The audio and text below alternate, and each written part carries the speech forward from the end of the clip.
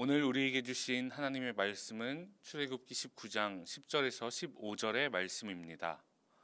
제가 오늘 말씀을 봉독해 드리겠습니다.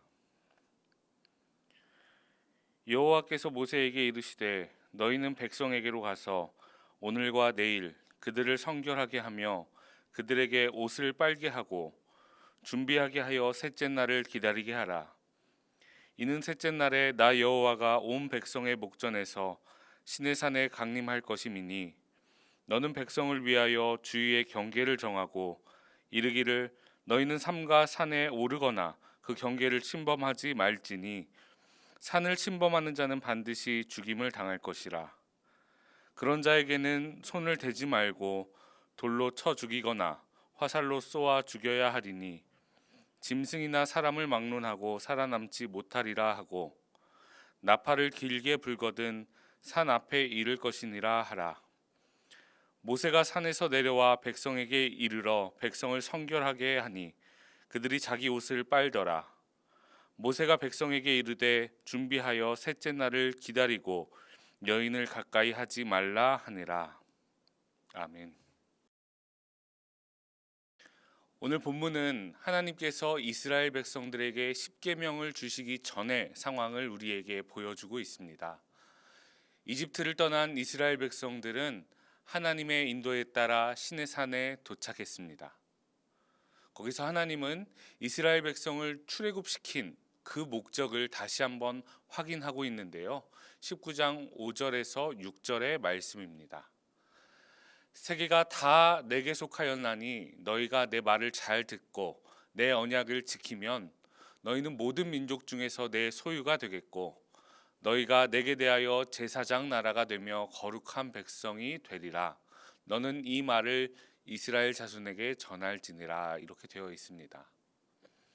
다시 말해서 이스라엘 백성이 거룩한 백성, 곧 하나님의 백성이 되게 하기 위해서 이스라엘 백성을 출애굽시키셨던 것입니다.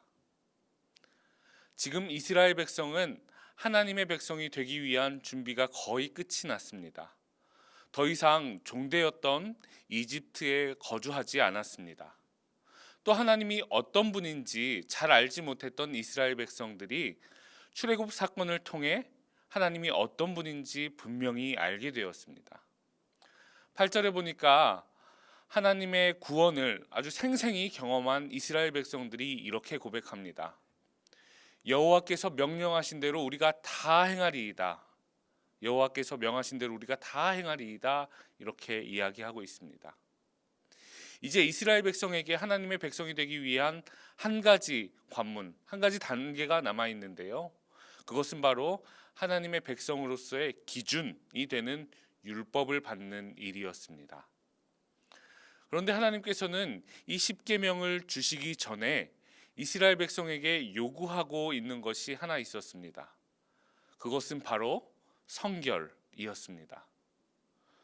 오늘 우리가 읽은 본문은 이스라엘 백성들이 어떻게 율법을 받을 준비를 해야 하는지를 보여주고 있습니다. 첫 번째, 하나님께서는 이 성결을 위한 시간을 허락하십니다. 여러분 한번 생각해 보시길 바랍니다.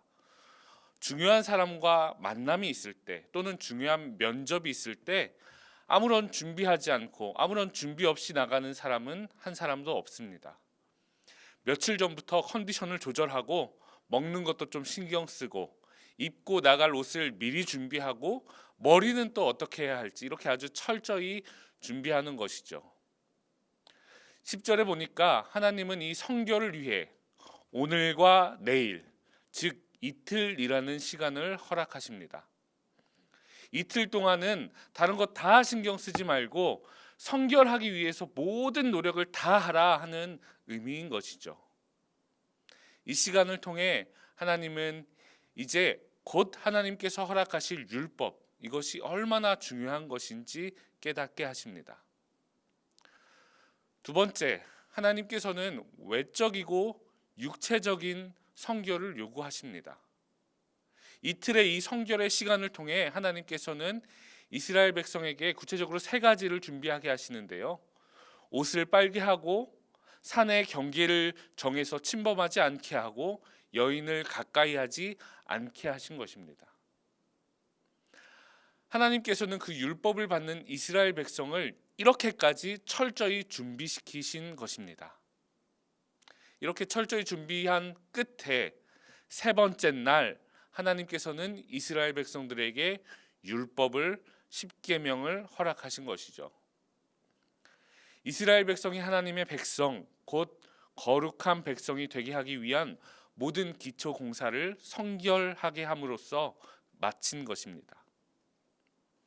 그런데 하나님께서는 십계명을 왜 그냥 주시지 않고 이렇게까지 시간과 정성을 들여 준비하게 하시는 걸까요? 한번 생각해 보십시오. 옷을 빠는 일이 뭐가 그렇게 중요한 일입니까? 산의 경계를 정하고 접근하지 않는 것, 또 여자를 가까이 하지 않는 것이 십계명을 받는데 뭐가 그렇게 중요한 일일까요? 또 이 일을 이틀씩이나 준비해야 하는 이유는 무엇일까요? 레위기 11장 45절의 말씀입니다. 나는 너희의 하나님이 되려고 너희를 애굽 땅에서 인도해낸 여호와라. 내가 거룩하니 너희도 거룩할지어다. 여러분, 성경이 말하는 하나님의 대표적인 속성은 거룩입니다. 이 거룩이라는 말은 구별되었다, 구별하다라는 뜻인데요. 오늘 우리가 읽은 출애굽기 19장에도 이 말이 반복되고 있는 것을 볼 수 있습니다. 앞서 읽었던 6절 말씀 중에 거룩한 백성이 되라 할 때 쓰이고 있습니다. 그리고 또 한 군데서 같은 단어를 찾아볼 수 있는데요. 우리나라 말로 번역하면서 다른 단어를 사용하게 됐습니다. 그것은 바로 하나님께서 이스라엘 백성에게 요구하셨던 성결입니다. 결국에 하나님께서는 레위기에서와 같은 말을 이스라엘 백성에게 전하고 있는 것이죠. 하나님께서는 이 거룩, 성결을 강조하고 있는데요. 거기에는 이유가 있습니다. 그것은 죄악된 우리 인간이 성결함 없이는 하나님과 결코 교제할 수 없기 때문입니다. 또한 외적으로 드러나는 이 성결의 모습을 통해서 결국에는 내적인 성결의 단계로 나아가기 때문입니다.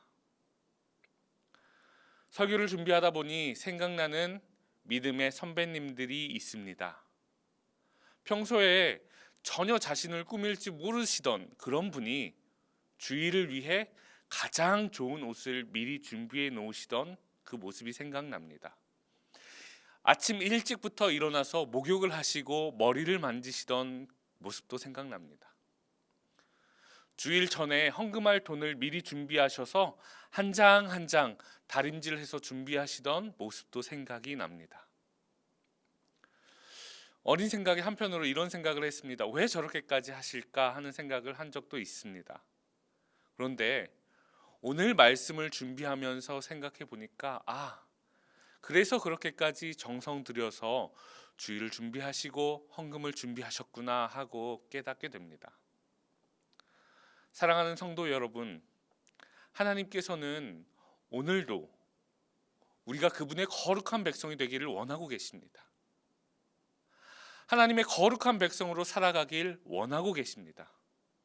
그런데요, 아무나 거룩한 백성이 되는 것은 아닙니다.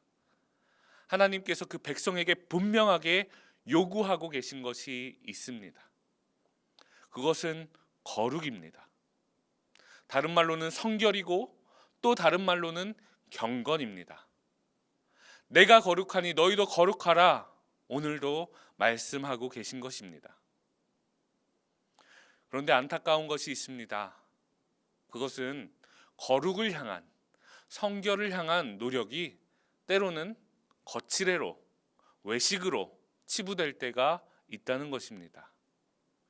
마음만 잘 준비하면 되지, 하나님은 우리의 중심을 보시는 분이야 하면서 거룩을 향한 노력을 게을리하고 있는 것은 아닌지 우리가 곰곰이 생각해 봐야 합니다. 분명한 것은 거룩이, 또 이 거룩을 향한 노력이 거기에서 그치는 것이 아니고 우리의 속 사람까지 거룩하게 한다는 것입니다. 오늘 이 새벽 영상으로 기도회에 참석하고 계시는 성도님들의 모습은 어떻습니까?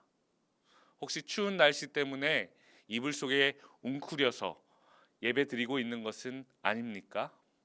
혹은 반쯤 누워서, 반쯤 졸면서 예배하고 있는 것은 아닙니까? 바라고 원하기는 사랑하는 우리 성도님들 모두 가장 정성스러운 모습으로, 또 가장 경건한 모습으로 이 시간에 말씀 앞에 서셨기를 기도하고 또 소망합니다.